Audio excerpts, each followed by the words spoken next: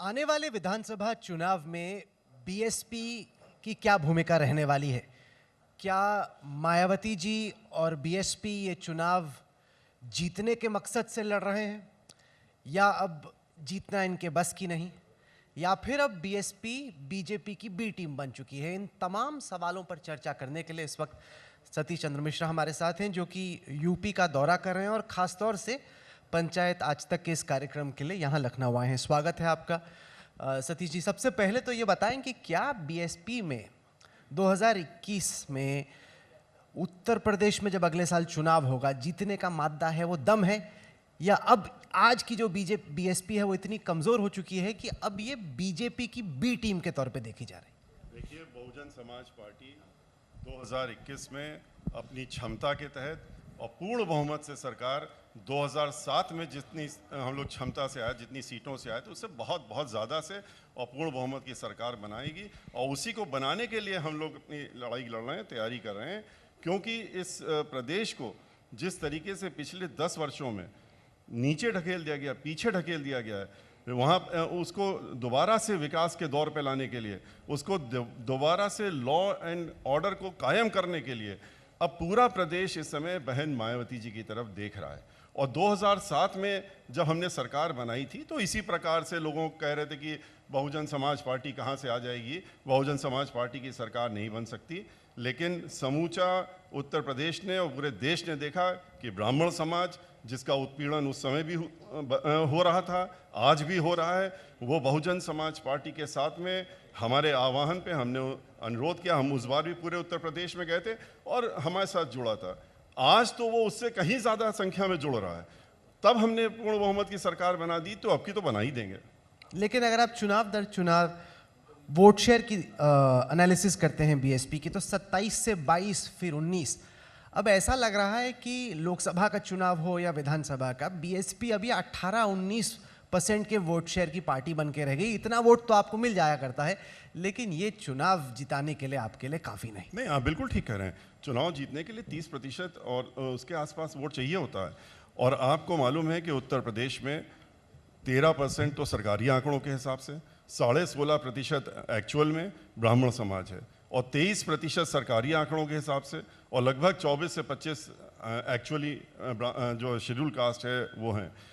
हमारे साथ जो हम अब की बार ब्राह्मण समाज जिस तरह से 2007 में हमारे साथ जुड़ा था, तो जुड़ करके दोनों 13 और 23 कितने होते हैं आप खुद समझ लीजिए।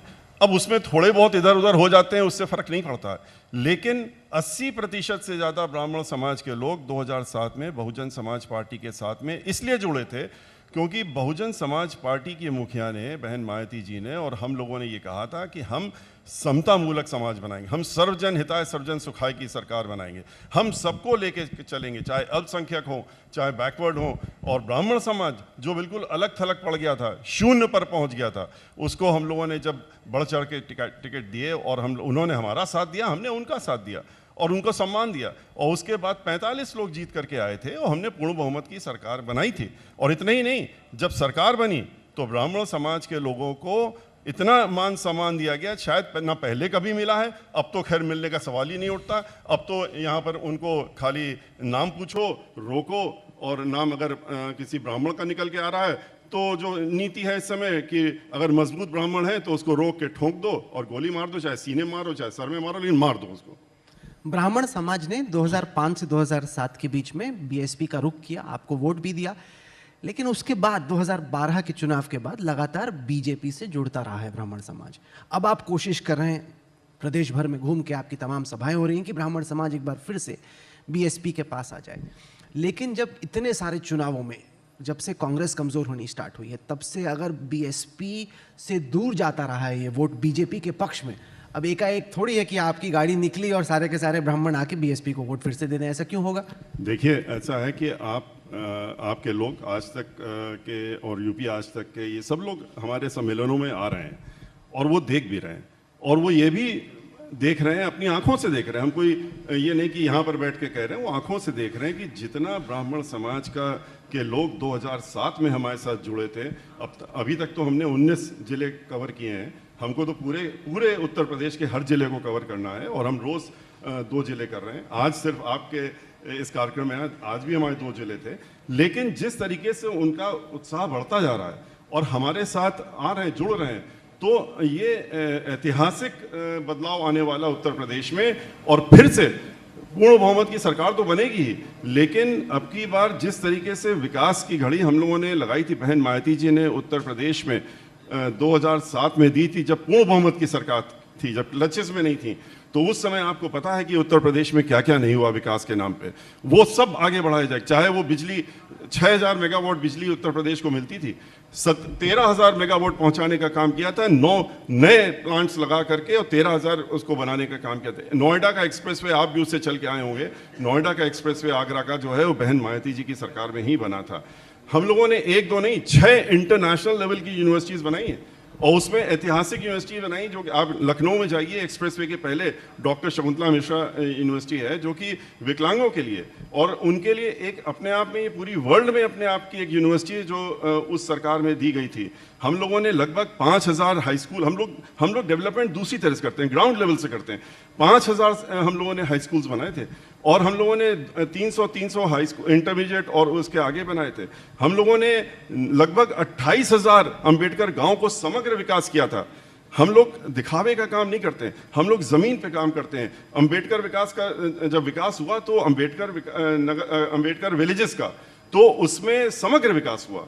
और इस तरीके से आप उत्तर प्रदेश में जब भी देखेंगे, जो ब्राह्मणों की आप बात कर रहे हैं, ब्राह्मण हमारे साथ क्यों जुड़ रहा है और क्यों देख रहा है, क्योंकि उसने हमको वोट दिया।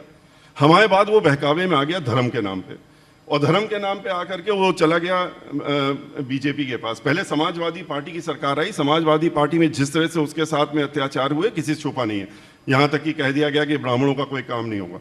जैसे भारतीय जनता पार्टी के सांसद ने, अब मैं नाम नहीं लूँगा, क्योंकि हमारे साथ ही राज्यसभा में, उन्होंने मीडिया के लोगों से ही निकल के अपना नॉमिनेशन फाइल करके कहा, जब पूछा गया इस तरीके से अभी बात हो रही थी कि ब्राह्मण आपसे नाराज है, आप क्या करने वाले हैं, उन्होंने कहा ये ब्राह्मण ससुरे जाएंगे कहाँ, इनकी तो मजबूरी है हमारे पास आना। और क्यों? क्योंकि धर्म के नाम पे तो हम ही इनको उनसे वोट मांगेंगे। तो ऐसे में जब आप धर्म के नाम से वोट मांग रहे हैं, विकास को किनारे रख रहे हैं, धर्म के नाम से जब वोट मांग रहे हैं, तो कम से कम धर्म का तो धर्म निभाइए, उसमें तो अधर्म मत करिए। तो अब तो आप भी कह रहे हैं कि राम मंदिर बनाएंगे, बिल्कुल बीजेपी से बेहतर बनाएंगे। नहीं, तो इसीलिए हम कह रहे हैं, हम ये कह रहे हैं कि धर्म के नाम पे तो झूठ ना बोलिए, उसमें छलावा मत करिए। मैं अयोध्या गया, मैंने जाके रामलला के दर्शन किए, और मैंने अपना ये जो कार्यक्रम था इसको शुरू किया, तो सबका इतराज हो गया, पूरी भारतीय जनता पार्टी खड़ी हो गई। सारे मीडिया के लोगों से सवाल कराने लगे मुझसे कि आप क्यों गए, आप क्यों आए हैं यहाँ पर। अरे मैं इसके पहले भी कई बार आया हूँ, लेकिन अगर अब आया हूँ तो आपको क्या एतराज है? क्या भगवान श्री राम के ये ठेकेदार हैं? भगवान श्री राम को इन्होंने अपने ठेके की वस्तु बना लिया, खाली वोट के लिए बना लिया। हमारे लिए तो वो हमारे तो ईश्वर हैं। इनके आपके यहाँ पे आने से पहले दिनेश शर्मा जी यहाँ पे थे, उन्होंने कहा पूछिएगा कि कौन सी वो पार्टी थी जो बोलती थी तिलक तराजू और तलवार, इनको मारो जूते चार। 20 वर्षों से तो मैं हूँ इस पार्टी में, 20 वर्ष तो मुझको हो गए, और उसके पहले 35 वर्ष और मैंने वकालत के में भी लगाए, अब तक 47। तो वकील आदमी सब देखते हैं, सुनते हैं क्या हो रहा है, लेकिन मैंने तो आज तक ये नारा नहीं सुना। अब जो लोग आपके पास बैठ करके इस नारे को लेते हैं, वो वही नारा उन्होंने बनाया और वही दोहराते हैं। तो इस नारों से की कहानी तो वो 2007 में भी कर चुके थे। 2005 में जब ब्राह्मण समाज को हम साथ में लेके चल रहे थे, तब भी उन्होंने इन नारों का प्रचार किया था। इस तरह के प्रचार तो उनके पहले ही फेल हो चुके हैं, क्योंकि आज जनता जो है पढ़ी लिखी है, जिस समाज की भी हो, हर समाज की, चाहे वो दलित समाज हो, चाहे वो ब्राह्मण समाज हो, चाहे, और ब्राह्मण समाज तो ऐसे भी बुद्धिजीवी समाज कहलाता है, वो बहुत समझदार हैं।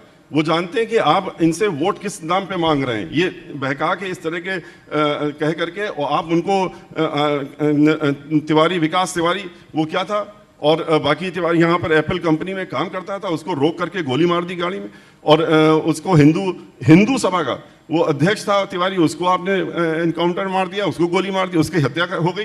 तो इस तरीके से एक जो सिलसिला चल रहा है कि अगर गिनती गिनने लगे तो 100 के ऊपर तो ऐसे ही निकल जाएगी, जहां ब्राह्मण समाज के इस दौरान में हत्याएं हुई या इनकाउंटर्स हुए। और जहां तक ब्राह्मण समाज है, वो ये समझ रहा है कि आपने हमसे वोट क्यों लिया था। आपने कहा कि आप आइए, विकास तो हम भी कर देंगे, आप धर्म के नाम पे आ जाइए। और अयोध्या आप जाइए, मैं तो चाहूंगा कि आप अयोध्या जाइए, अभी बड़ी बड़ी बातें अयोध्या के बारे में हो रही हैं, आप अयोध्या जाइए, देखिए तो अयोध्या में क्या विकास है। अयोध्या में आपको चलना मुश्किल हो जाएगा शहर के अंदर। कहते हैं कि हमने 10,000 करोड़ खर्चा कर दिए। 93 से लेकर के अभी तक हमने हिसाब मांगा है, अभी तक हिसाब नहीं मिल रहा। हमने तो मंच से मांगा, खुले मंच से कहा कि आपने भगवान श्री राम के नाम पे 93 से लेकर अभी तक रुपया इकट्ठा किया है, विदेशों से भी किया, डॉलर से भी किया, उसका हिसाब देने में क्यों हिचक रहे हैं आप? और अभी जब जजमेंट आया सुप्रीम कोर्ट का, इनकी देन नहीं है, सर्वोच्च न्यायालय का जजमेंट आया, 1-1.5 साल हो गया, आपने फिर से लोगों को झोला लेके भेज दिया पूरे देश में कि जाओ भगवान राम का हमें मंदिर बनाना है और पैसा इकट्ठा करके लाओ। तो वो ये आपने फिर 10,000 करोड़ रुपए इकट्ठा कर लिए। और मैं अयोध्या गया, वहां पर तो ना कोई मंदिर बन रहा है और ना कुछ हो रहा है। कल के अखबार में जरूर देखा कि बुलडोजर चल रहे हैं, जमीन बराबर की जा रही है, अभी नींव तक तो पड़ी नहीं है। आप खुद सोचिए, आज 5 अगस्त कह तो रहे हैं 2023 तक बना देंगे और 2025 तक पूरा रेडी कर देंगे। ये लास्ट ईयर भी जब ईंट पूजन हुआ था, भूमि पूजन नहीं हुआ था, लोगों को भ्रमित किया गया, पूरे देश के लोगों को, हम लोग भूमि पूजन कर रहे हैं। 4 ईंटों का पूजन हुआ था और वो भी ऐसे दिन हुआ था जब ब्राह्मणों ने और संतों, महात्माओं, ऋषियों ने कहा था कि इस दिन मत करिए, दिन शुभ नहीं है, लेकिन फिर भी उसको चुना गया था 5 अगस्त को। चलिए, आपने ईंट पूजन किया, वो ईंटें कहाँ चले गए अब? और ईंटों के बाद उस स्थान में क्या हो रहा है? और न्यू आज तक आपकी जमीन से ऊपर आना छोड़िए, अभी डलना भी शुरू नहीं हुई। और आप कहते हैं कि हम मंदिर पहले कह रहे थे 1 साल में बना देंगे, अब तो 1.5 साल हो रहे हैं जजमेंट के आए हुए भी, तो आखिर मंदिर बनाने की इच्छा ही नहीं है। सर, आप बहन जी से कल भी मिले, लगातार बातचीत करते रहते हैं। कुल मिला के अगर आप दिल्ली में बाकी लोगों से पूछें, विपक्षी पार्टियों से बात करें, तो उनको लगता है कि बहन जी अब विपक्ष में है ही नहीं, वो बीजेपी के साथ ही एक तरीके से मिली हुई है। मतलब अब उनमें इतने सारे कोर्ट केसेस हैं, क्रिमिनल इन्वेस्टिगेशंस हैं, करप्शन के चार्जेस हैं, बाकी लोग फंसे हुए हैं कि अब उनमें लड़ने का दम है ही नहीं, वो बीजेपी की शह पे ही कर रही हैं जो कर रही हैं। देखिए, जब बीजेपी विपक्ष में थी तब कांग्रेस वाले आरोप लगाते थे कि तब बीजेपी वाले आरोप लगाते थे कि हम कांग्रेस से मिले हैं। अब बीजेपी विपक्ष में है तो कांग्रेस वाले और बाकी लोग कहते हैं हम बीजेपी से मिले हैं। अगर हम बीजेपी से मिले हैं तो उनको उखाड़ फेंकने के लिए हम क्यों बाहर निकले हुए हैं पूरे? और जहाँ तक इस तरह के ये प्रचार की माननीय बहन जी जो हैं वो करप्शन चार्ज और ये चार्ज और वो चार्ज, तो आपकी नॉलेज में हम ये डाल दें कि इन्होंने भरपूर कोशिश कर ली थी, यही भारतीय जनता पार्टी थी। इन्हीं की सरकार में जब माननीय बहन जी ने जब 2003 में सरकार छोड़ दी, ये इनके दबाव में आने से मना कर दिया, तब इन्होंने सारी कोशिशें कर ली, सीबीआई से लेके, इससे लेके और हर चीज़ और सब रेट से लेके सब किया उन्होंने। 110 मुकदमे उनके परिवार के ऊपर इन्होंने डालने का काम किया था, लेकिन एक भी मुकदमा आज तक, एक भी मुकदमा इस समय पेंडिंग नहीं है। सारे के सारे मामलों में सर्वोच्च न्यायालय तक इन मामलों से, और ये कहा गया कि इनके ऊपर एक भी करप्शन का, एक नए पैसे का भी चार्ज नहीं। ये तो खाली बैठ करके ये लोग प्रचार मीडिया में करने का काम करते हैं कि कह दीजिए कि करप्शन है। जितना करप्शन आज उत्तर प्रदेश में हो रहा है, कोई भी कार्य आपके मिलने वाले भी अगर उत्तर प्रदेश में कोई हो, कोई काम लेकर के गया, उनसे पूछ लिया अगर उनका काम हुआ हो। 4 लाख करोड़ का हर साल निवेश होता है यहाँ पर, वो निवेश कहाँ हो रहा है? 4 लाख करोड़ वही उद्योगपति आते हैं, वही लोग यहाँ आते हैं और आकर के फिर निवेश कर जाते हैं, फिर वो कागज साइन हो जाते हैं, फिर वो दिखा दिया जाता है, 250 करोड़ रुपए खर्चा हो जाते हैं, और चाइना से वो जो बत्ती आती है छोटी वाली, उसके 200 करोड़ रुपए उसके खर्चा हो जाते हैं, और उसके बाद फिर चले जाते हैं। तो ये करप्शन तो इस सरकार में हो रहा है। नहीं, आप कह रहे हैं कि बीजेपी से आपकी कोई साठगांठ नहीं है, लेकिन अगर आप ट्रैक रिकॉर्ड देखें, कोई भी मुद्दा उठाएं, आर्टिकल 370, ट्रिपल तलाक, कोई विपक्षी नेता का अरेस्ट अगर हो जाए, चिदम्बरम जी इतने देर जेल में थे, गलवान वैली, जितने भी मुद्दे हैं, बीएसपी फिलहाल बीजेपी के स्वर विस्वर मिला रही। जो बीजेपी कहती है या चाहती है, आप विपक्ष का साइड लेने की जगह बीजेपी की साइड लेते हैं। ये तो आपका ट्रैक रिकॉर्ड है ना 2019 के। आप देख लीजिए, ये तो कहने की बात है। हम लोग मुद्दे पे समर्थन देते हैं, मुद्दे पे विरोध करते हैं।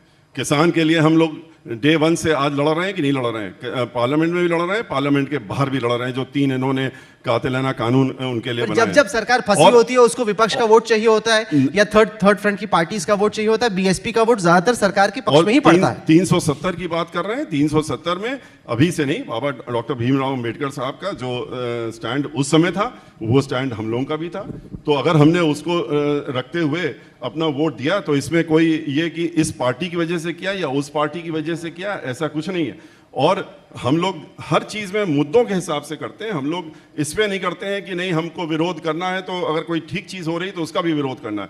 पार्लियामेंटेरियन की ड्यूटी होती है, हम लोगों की ड्यूटी होती है कि अगर कोई चीज़ ठीक हो रही है, कोई ठीक मुद्दा है तो उसमें हम उसमें साथ में खड़े हो। और ये नहीं कि कांग्रेस पार्टी अगर कह रही है कि नहीं आप सब विरोध में आ जाइए इसमें, चाहे बाद में वो खुद ही पक्ष में आ जाए, तो ऐसे हम लोग नहीं करते हैं। हम लोग कोई वहाँ पर सकारात्मक पॉलिटिक्स करने के लिए बैठे हैं, वहाँ हम लोग नकारात्मक पॉलिटिक्स करने के लिए बहुजन समाज पार्टी कभी नहीं बैठी। आपने देखा होगा बहुजन समाज पार्टी कभी सड़कों में आपने दंगा फसाद करते हुए देखा, कभी बस जलाते हुए देखा, कभी ट्रेनों को रोकते हुए देखा, कभी आम आदमी को परेशान करते हुए देखा?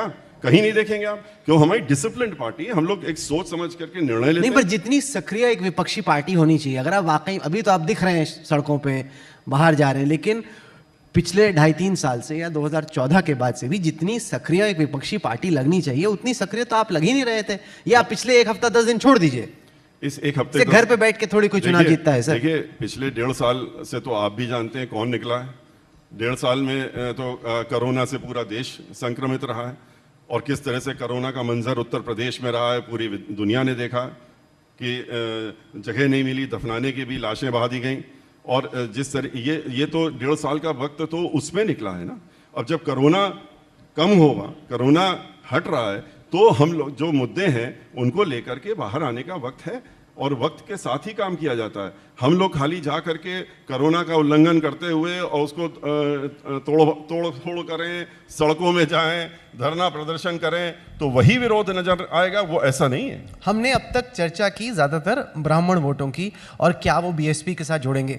कुछ देर के लिए बात करते हैं दलित वोट की, क्योंकि खास तौर से 2017-2019 में हमने देखा कि बीएसपी का जो नॉन जातव दलित वोट है, गैर जातव जो दलित वोट है, वो भी टूट रहा है। जो यंग एक दलित वोटर है वो ऐसा वाला वोटर नहीं है कि बहन जी ने बोला लेफ्ट मुड़ जाओ तो लेफ्ट मुड़ गए, राइट मुड़ जाओ तो राइट मुड़ गए। ये कहता है मैं क्यों दूं वोट, आप मेरे लिए क्या करते हो, आपने मेरे लिए अब तक क्या किया। ये जो यंग और असर्टिव वोटर है उसका झुकाव बीजेपी की तरफ भी बढ़ता जा रहा है, और बीएसपी से उतनी अफिनिटी नहीं है जितनी कि पहले हुआ करती थी।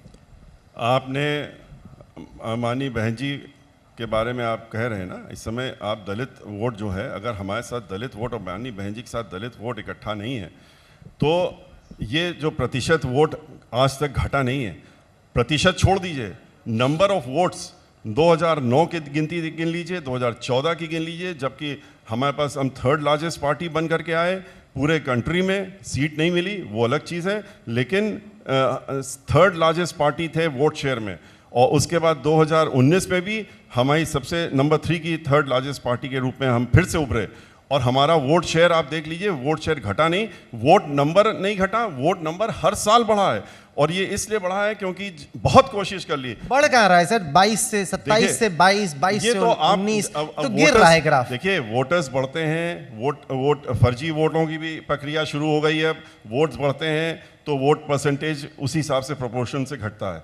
लेकिन आप नंबर ऑफ वोट्स देख लीजिए, अगर जो हमारे आबादी भी तो बढ़ रही है ना, हमारे क्या मतलब है वोट की ठीक है, संख्या बढ़ने से नहीं, आप परसेंटेज ऑफ वोट हमारे साथ में जो दलित समाज का वोट है और यंगस्टर्स हैं वो इतनी तेजी से जुड़ रहे हैं, बहुत तेजी से, पूरे उत्तर प्रदेश में नहीं पूरी कंट्री में जुड़ रहे हैं। और यंगस्टर्स ने आगे कमान संभाली है कि हम बहुजन समाज पार्टी की हमारी जो मुखिया, जिन्होंने जीवन भर हमारे लिए लड़ाई और हमारे लिए पूरा जीवन अपना कुर्बान कर रखा है, जिन्होंने राज्यसभा की अपनी सीट, भारतीय जनता पार्टी वालों ने उनको बोलने नहीं दिया था सहारनपुर के कांड में, जब बोलने नहीं दिया तो उन्होंने 1 सेकंड नहीं लिया, उन्होंने अपनी बात कहकर राज्यसभा की सीट को उन्होंने छोड़ने का काम किया। और जबकि उनका अभी बहुत बड़ा समय बचा हुआ था, छोड़ के इनके लिए बाहर निकल आई थी। अगर युवा दलित भी आपके साथ अभी भी उतने ही आकर्षित हैं जितने कि पहले थे, तो फिर चंद्रशेखर आजाद रावण जैसे लोग क्यों खड़े हो रहे हैं? ये लोग तो देखिए कोई किसी को खड़ा कर देता है, कोई ये पार्टियां जो विरोधी पार्टियां हैं ना, वो तो इस तरह के लोगों को लेकर के आने का काम करेंगी और करती रही, हमेशा से करती रही, कितने आए कितने गए।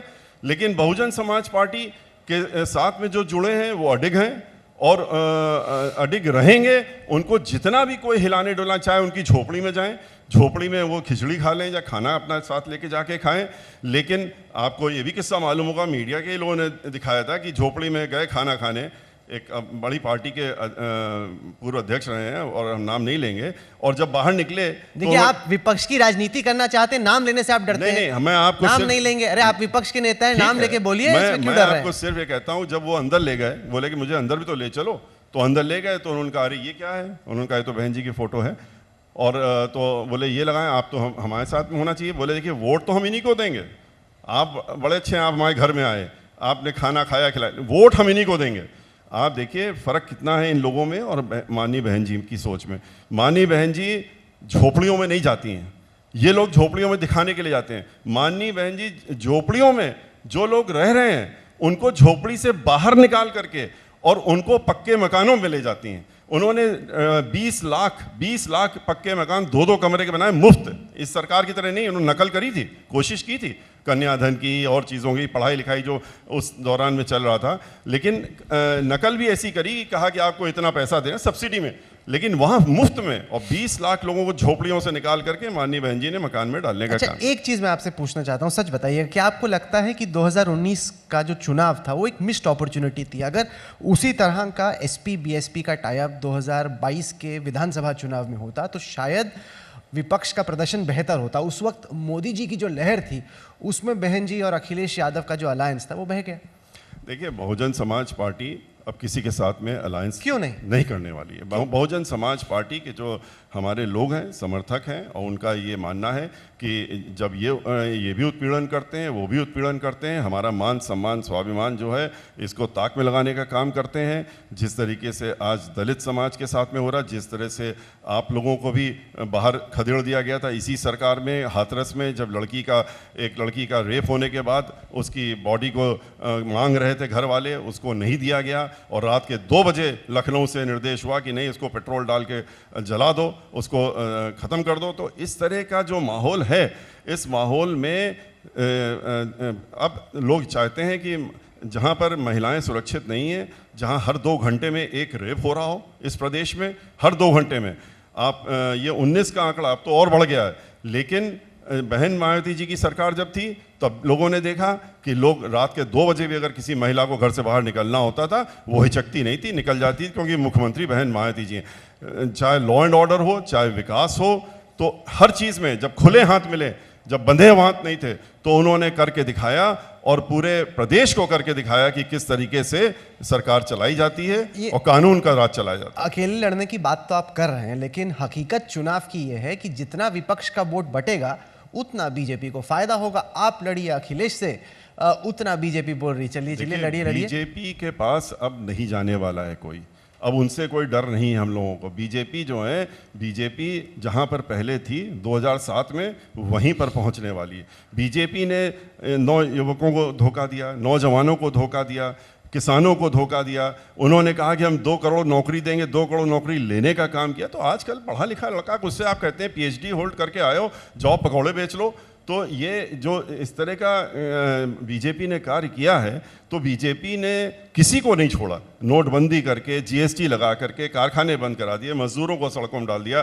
कोरोना में किस तरह से पूरे लोग घर घर में लोग परेशान रहे, ऑक्सीजन के लिए तरसते रहे, दम तोड़ दी लोगों ने। तो बीजेपी का तो नाम ही नहीं कोई सुनना चाहता है आज के रोज, कि बीजेपी का नाम ही मत मेरे सामने लीजिए। पर ये भी तो है हमारी लड़ाई बीजेपी से कतई, बीजेपी तो बहुत पीछे है। कि BSP में अब बहन जी हैं और आप हैं, और जितने भी दूसरी पंक्ति के लीडर्स थे जिनको लोग जानते थे, स्वामी प्रसाद मौर्य हो, RK चौधरी हो, ब्रजेश पाठक हो, जुगल किशोर, आप किसी का भी नाम ले लीजिए, वो सारे के सारे छोड़ देते हैं। तो ये बड़ी कमज़ोर टीम हो गई। BSP की टीम ही पहले उतनी मजबूत नहीं, क्योंकि आप लोग अब लेके ही नहीं चल पा रहे हैं लोगों को अपने साथ। जिनके नाम आप ले रहे हैं उनका बैकग्राउंड देख लीजिए, वो कहाँ से आए थे, किसने उनको ऊपर उठाने का काम किया, किसने रास्ता दिखाया, किसने पहुँचाया।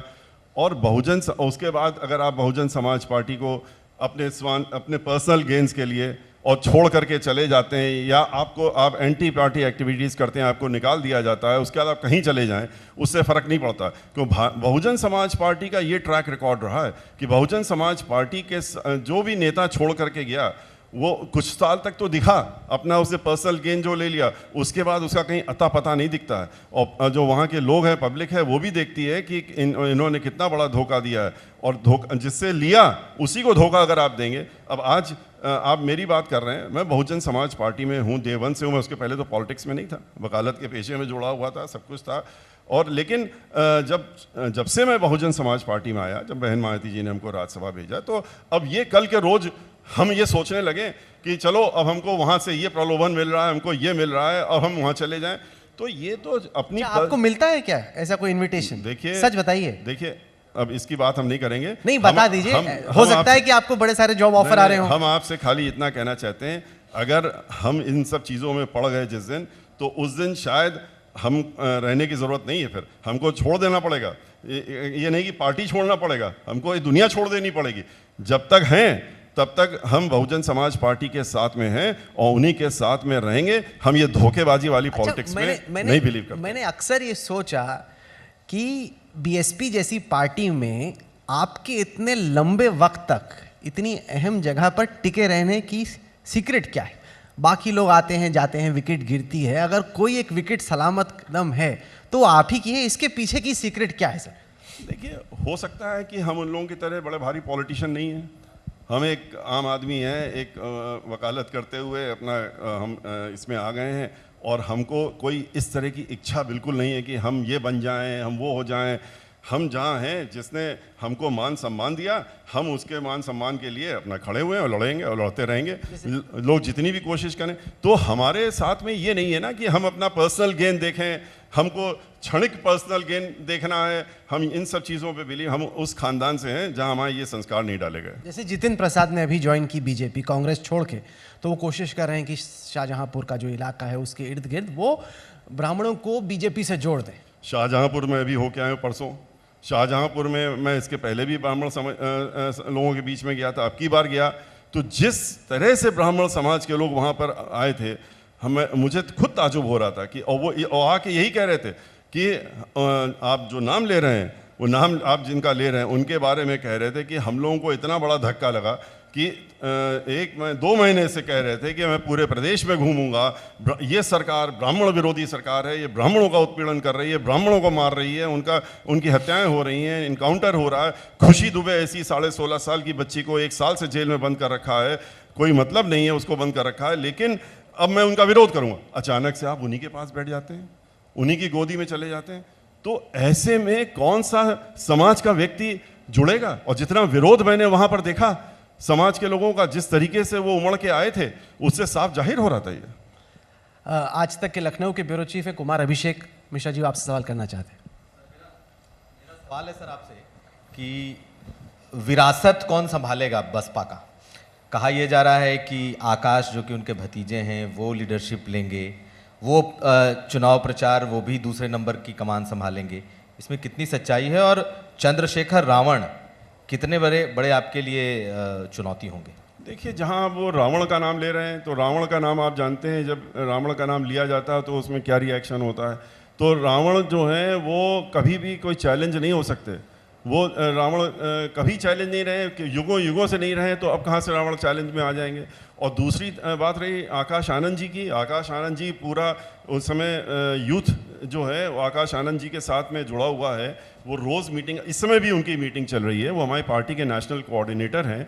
और यहाँ विरासत नहीं तय हो रही, यहाँ पर जो है पार्टी को मजबूत करने के लिए नौजवान लोग, यंगस्टर्स और बड़े लोग, बुजुर्ग लोग, हर कोई इकट्ठा होकर के अपनी पूरी शक्ति के साथ में लगा हुआ है और आगे बढ़ाने का काम कर रहा है। अंजना आपसे सवाल करना चाहती है। अंजना सर, 2007 में 206 सीटें, लेकिन वहां से आज के जब 2022 की आप सोचते हैं, दुनिया बहुत आगे निकल चुकी है। इसीलिए मेरा आपसे सवाल है कि आप तो आए इस मंच पर, बहुत स्वागत आपका, क्या मायावती जी एक इंटरव्यू देंगी? क्योंकि वो जब सीधे संवाद करेंगी, वो बताएं कि पार्टी नेतृत्व और नेत्री के तौर पर वो क्या सोचती हैं, और आज तक पर देंगी तो पूरा उत्तर प्रदेश सुनेगा। देखिए, आप इंतज़ार करिए, आज हम आपके बीच में आई गए हैं, तो इसका भी इंतज़ार करिए और आपकी बात मैं ज़रूर उन तक पहुंचा दूंगा कि आपकी ये जो इच्छा जाहिर की है मैं ज़रूर पहुंचा दूंगा। और मैं ये भी अनुरोध करूंगा कि जब वो आज तक के साथ में वार्ता करें तो आप को ज़रूर उसमें बुलाएं, आपके साथ में बात करें, मैं आपकी बात को पहुंचा दूंगा, इसमें आप निश्चिंत रहिए। धन्यवाद। चलिए, आप जुड़े हमारे साथ, आपने वक्त निकाला, आप यहाँ आए, बहुत बहुत शुक्रिया। और हम तमाम लोगों को बताना चाहते हैं कि आप ख़ास तौर से सिर्फ और सिर्फ इस कार्यक्रम के लिए ही यहीं पे आए हैं, क्योंकि आपका पूरा बिजी और पैक्ड शेड्यूल था, उसमें से आपने एक दिन निकाला और आप यहाँ जुड़े हमारे साथ। बहुत बहुत शुक्रिया। धन्यवाद। और हमारी ये उम्मीद है कि वाकई में अगली दफ़ा जब चुनाव और नज़दीक होगा और हम आएंगे, आप भी आएंगे और बहन जी भी आएंगी, और वो भी जनता के सवालों का सीधे जवाब देंगी। बहुत बहुत शुक्रिया। बिल्कुल। Thank you.